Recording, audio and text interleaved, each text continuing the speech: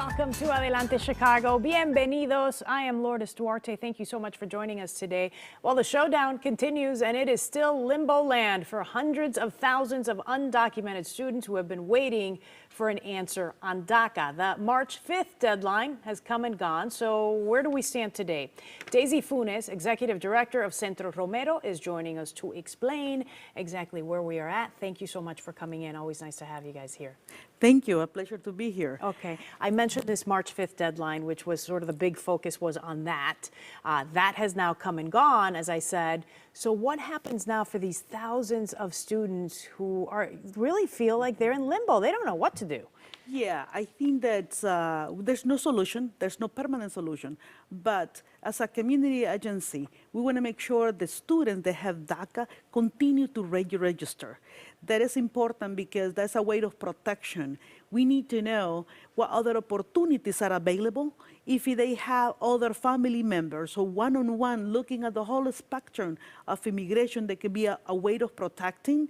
And I know there are so many DACAs that have losing their DACA every day. They're losing their status. They're losing their status right now.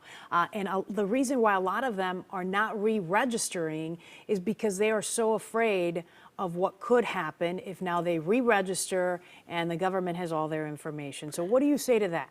Yeah, so that's the second piece, right? So besides that, DACA is an opportunity for them to continue to be here legally and continue working with the Social Security. The second piece is that advocacy is hand in hand. So we're not going to let our politicians not do nothing. So DACA is in the table, even though I know the Supreme Court have said continue to register. They have about 6 months, but also there's Know Your Right presentation that we as an agency explain our community members what to do in case they have a contact with immigration, in case the IIS, UAS come to your office. Okay. Let me stop you there and pick up on a little bit of what you said. So for people who have re-registered, have any of those folks had any issues in terms of law enforcement, in terms of deportations that you know of?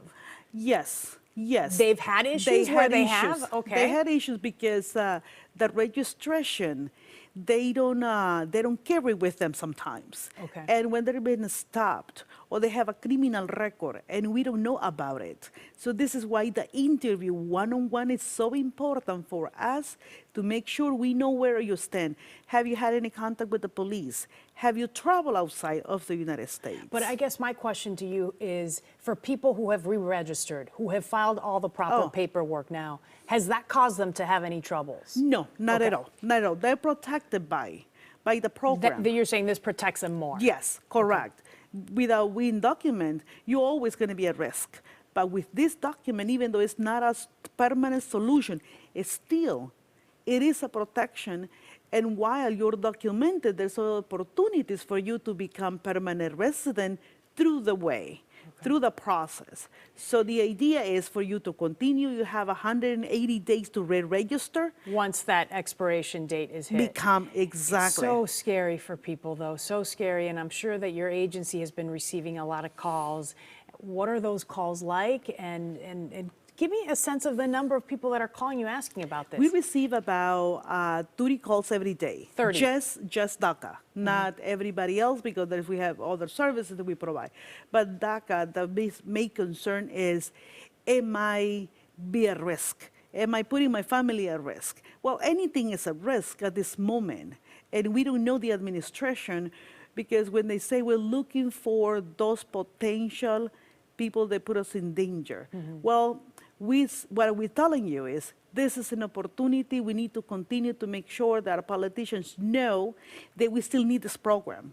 We have talked to our politicians, please continue fighting for the program. So you're saying if people continue to register, it shows to lawmakers that there's still an interest, that this still would help so thousands of these undocumented students. Correct. Okay. And even though the other one is that they call us, I don't have the money. I can't pay the $425 to immigration. So what we say, there is other agencies that also will provide and help us to fill it out, the application, with the help or support of funding. Okay. So funding is available for those cannot pay. But again, I think the most important, how do we become powerful? is through information.